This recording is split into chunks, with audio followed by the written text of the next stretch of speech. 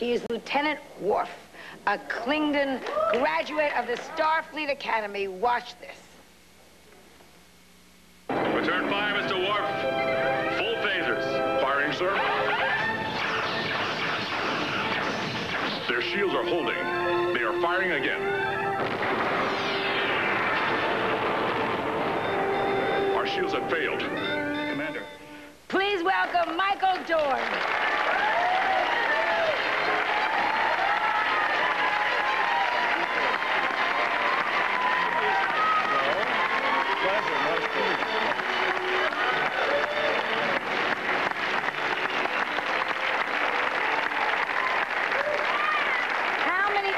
To put on your makeup. They were telling me 2.5? No, it's an hour and a half now. It started out to be 3 hours, but over the years, they've got it down to an hour and a half now. Do you ever break out? Roddy McDowell is my very good friend, and he did Planet of the Apes, and they broke out in all kinds of terrible things. Yes, they were going to send me to a leper colony for a while. It was pretty bad for like about 2 years, but they were really good at cutting the glue down and trying to not take so much time, and so it's become manageable right now. Now, your first love obviously is acting. We know that, right? Second love is flying, but not cute flying, like.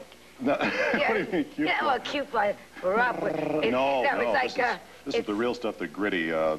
Blue Angel flying. Yes, exactly. I went with the Blue Angels, and next year I'm going with the Thunderbirds, and I visit different Air Force. So what do you do? bases. I mean, what's? I fly. I mean, I've wanted to fly my whole life, and just recently, because of the show and because of the time we had, I've been able to pursue it, and the minute I flew, and afford it. Yeah. And so it's really turned out. I mean, I just went nuts. And all of a sudden, I've been doing it for 4 years. Are the producers worried? Because God they were worried at first. He used to see me scurrying around the first year. Like, can he do that? Can he really do that? I don't know. Let's ask. Yeah. And so, but no, they said as long as you're careful, that's okay. And I said, yeah, of course, I'm not going to be careful. Yeah, that's so. Yeah. Oh, I think I'll. Yeah. I'll kill myself. I won't check the gas. I know. Just go up. I know. Of course, So so it really turned out. It really was wonderful. What about playing Worf? I mean, you always played good people. All my life, yes. Yeah. Yes. Do you find it's fun to be just It's just the greatest, yeah. But you always got to be careful of what you ask for, because I with the advent of Elephant Man and Mask and all those movies, really wonderful movies and wonderful performances, I said, I'd love to do something like that instead of the nice cop or the nice doctor, your husband's dead, too. Yes.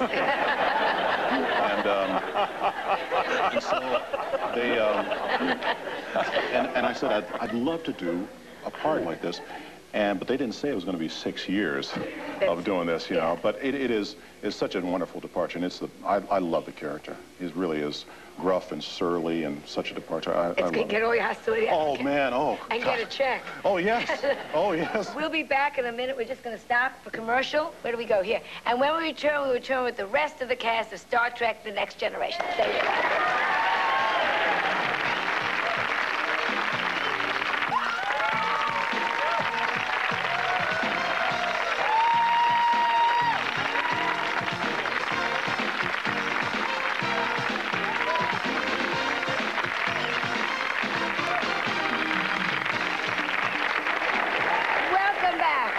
We are meeting the cast of Star Trek: The Next Generation. Okay, now, she plays Deanna Troi, the Enterprise's part human, part Betazoid ship's counselor. Watch this.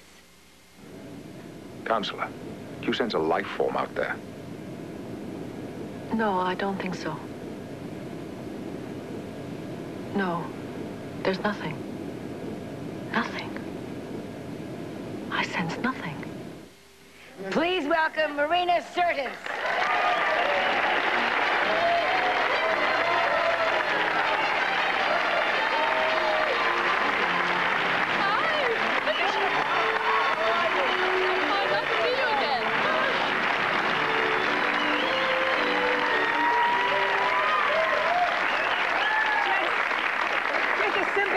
Dream. Don't even. You look great. Don't even. You don't know what I've been through today. Why?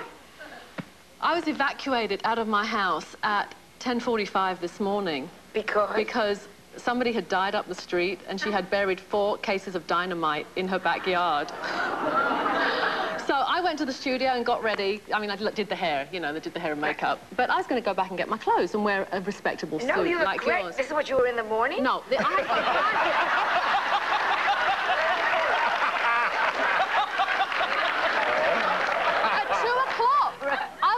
I bought this at 2, and the shoes, everything. Like I said, like I needed another black Elia dress, but here we go, here we are. But you look great. Yeah. So meanwhile, you could be talking about your house could be blowing up. It may not be there as we speak.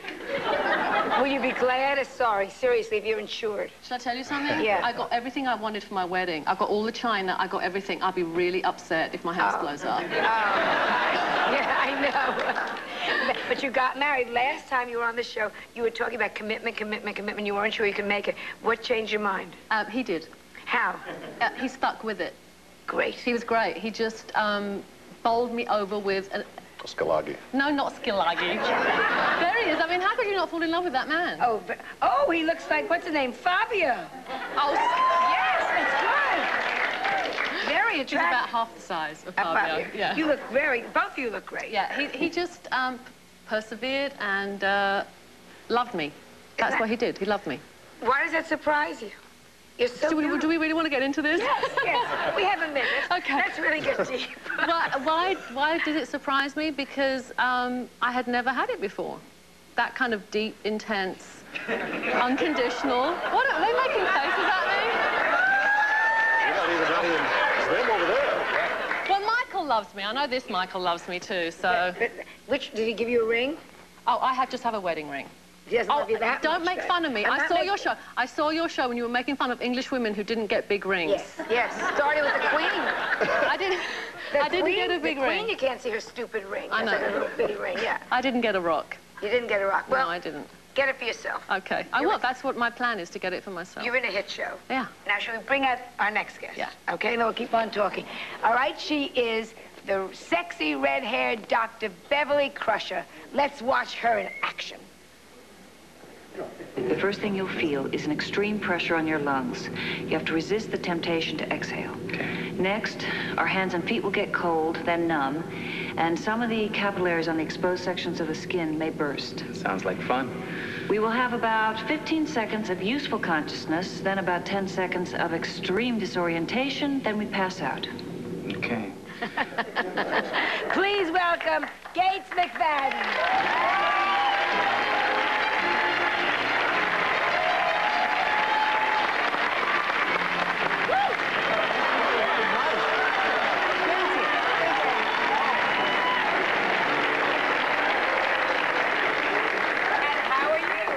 I'm fine, thank you. And we haven't seen each other in a while. That's true.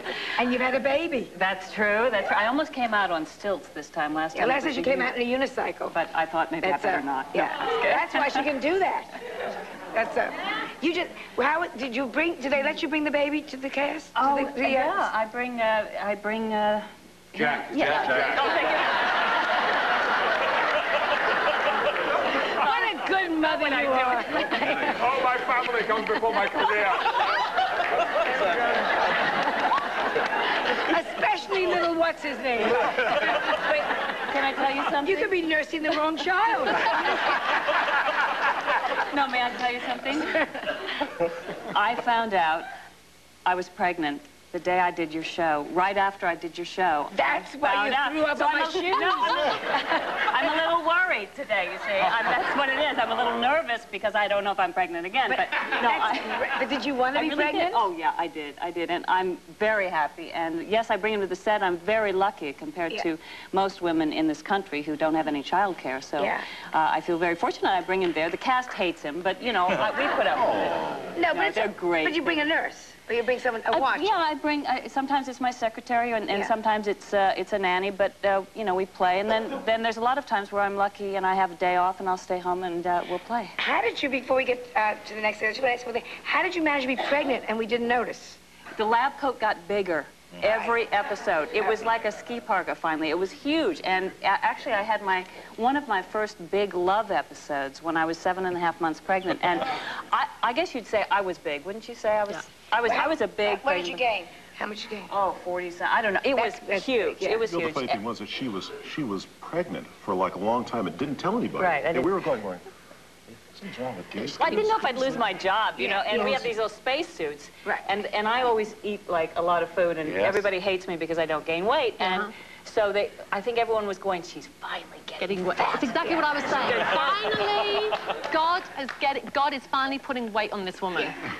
Thank you, God. God, yeah. Let's bring out one more But person. having my baby was the greatest thing in the world. Easy birth? No, 36 hours. No. Oh, 108 days. Doesn't matter. Where do we go? Okay. And